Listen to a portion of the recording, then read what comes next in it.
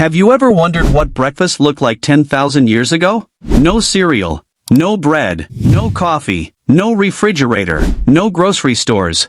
In fact, there was no guarantee you would eat anything at all. Every single bite had to be earned. One wrong decision, one failed hunt, or one poisonous plant could mean going hungry for days. Today, we're traveling back 10,000 years to discover what ancient humans really ate, and how they found enough food to survive. Let's begin.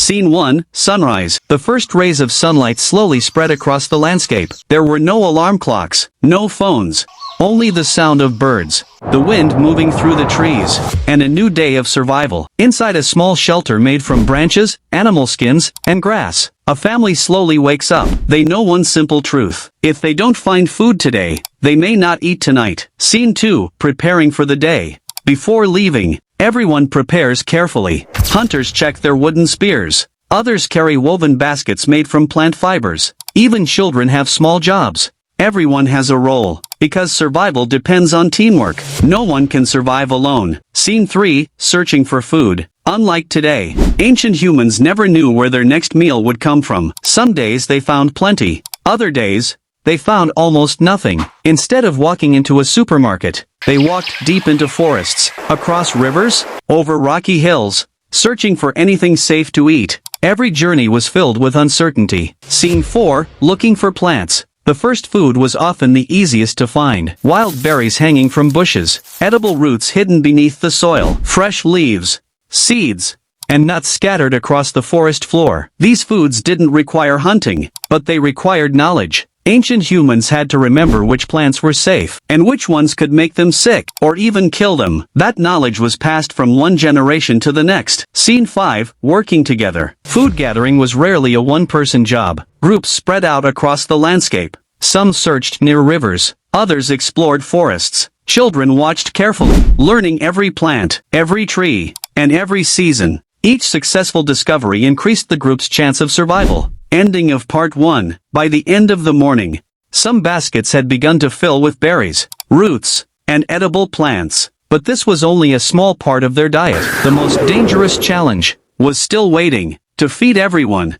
someone had to hunt. And that's where our story continues. While some members of the group continued gathering berries and roots, the hunters moved deeper into the wilderness. Each one carried a wooden spear, carefully sharpened with stone tools. There were no guns, no bows with metal arrows, no traps made from steel. Only skill, patience, and courage. Every step had to be quiet. Every movement had to be careful. One small mistake could scare the animal away, and the entire group might go hungry. Scene 2, Tracking animals. The hunters searched for signs, fresh footprints in the mud, broken branches, animal droppings, small marks on tree bark. To us, these signs might seem meaningless, but to ancient humans, they told an entire story. They could tell which direction an animal had gone, how recently it had passed, and sometimes even how large it was. Years of experience made them expert trackers. Scene 3, The chase. Finally, the hunters spotted a small herd of deer grazing in the distance. No one rushed forward. Instead, they slowly surrounded the animals. Every hunter knew exactly where to stand. The goal wasn't speed. It was teamwork. One loud shout, and the hunt began. The frightened animals ran. Spears flew through the air. Sometimes the hunt was successful. Sometimes, the animals escaped. There was never a guarantee of food. Scene 4, Fishing for survival. Not every meal came from hunting. Rivers and lakes offered another valuable source of food. Ancient humans caught fish using sharpened wooden spears. Some groups made simple fishing hooks from animal bones. Others built woven fish traps from branches. Fishing was often safer than hunting large animals, and on many days, it provided the only source of protein. Scene 5, Gathering fruits and plants. While the hunters searched for meat, others continued collecting food from nature. Sweet berries, wild fruits, edible mushrooms, tree nuts, seeds, tender leaves, and nutritious roots hidden beneath the ground. Every season offered different foods. Knowing where to find them was just as important as knowing how to hunt. Scene 6, A dangerous mistake. Finding food wasn't the hardest part. Choosing the right food was. Some berries looked delicious, but were poisonous. Certain mushrooms could cause severe illness, or even death. Ancient humans learned through generations of observation and experience. Parents taught their children which plants were safe, and which ones should never be touched. That knowledge became one of humanity's greatest survival skills. Scene 7, Returning Home. As the sun slowly moved across the sky, the group returned to camp. Some carried baskets filled with berries, roots, and nuts. The hunters may have brought back fish, or perhaps a freshly hunted deer. But sometimes, they returned empty-handed. Nature decided who ate, and who went hungry. Every successful day was a victory. Every failed day was another lesson in survival. Ending of part 2. Now the group final had food, but one important challenge still remained. How would they prepare it? Without metal pots, without kitchens, and without modern stoves? The answer begins with humanity's greatest discovery. Fire. Scene 1, The Power of Fire. As the hunters returned to camp, the entire group gathered around one of humanity's greatest discoveries.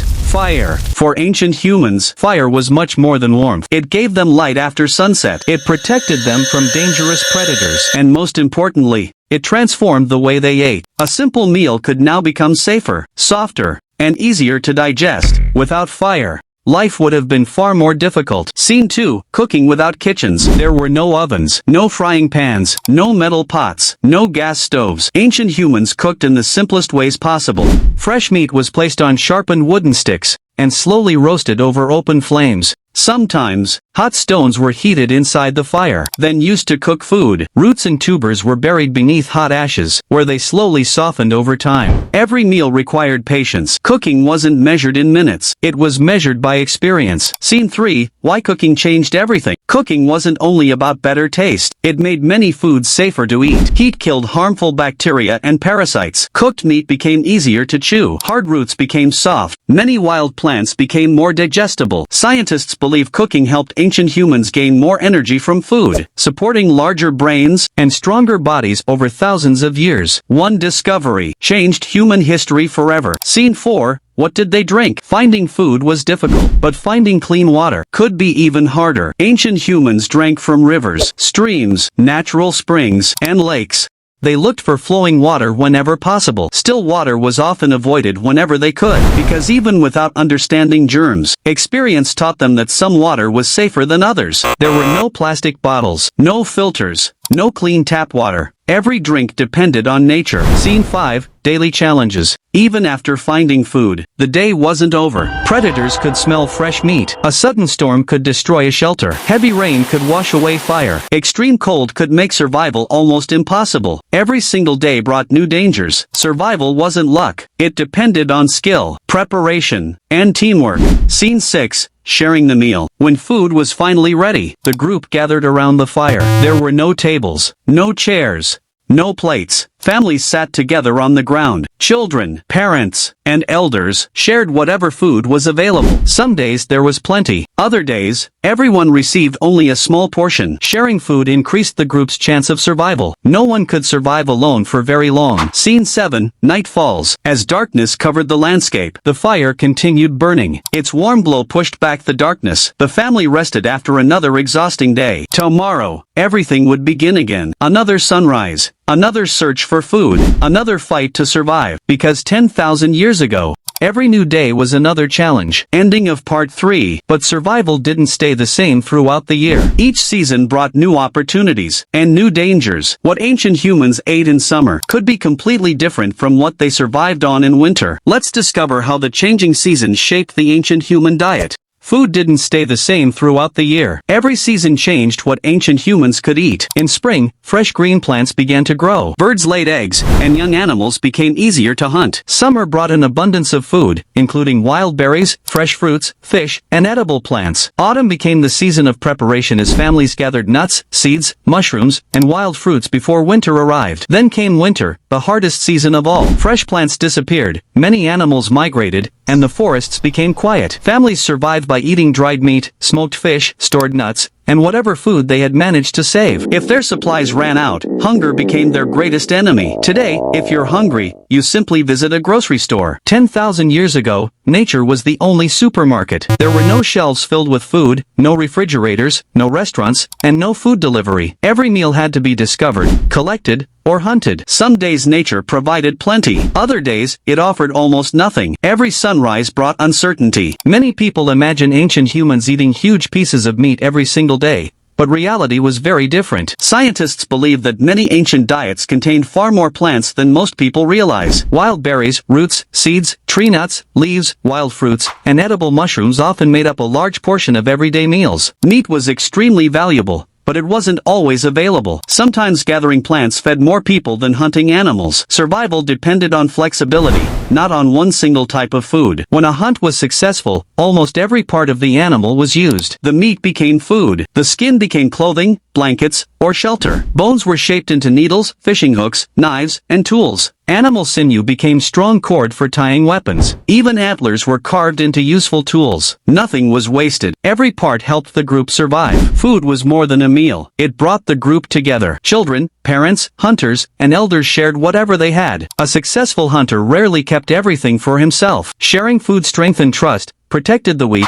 and increased the entire group's chance of survival. Cooperation became one of humanity's greatest strengths. Without it, many groups would never have survived. Imagine waking up every morning not knowing if you would eat before sunset. No grocery stores, no kitchens, no guaranteed meals. Every berry had to be found. Every fish had to be caught. Every animal had to be tracked. Every mistake carried a price. For ancient humans, food wasn't just comfort. It was survival. Every meal represented hours of effort, skill, patience, and courage. The next time you open your refrigerator, order food online, or enjoy a warm meal with your family, take a moment to remember the people who lived 10,000 years ago.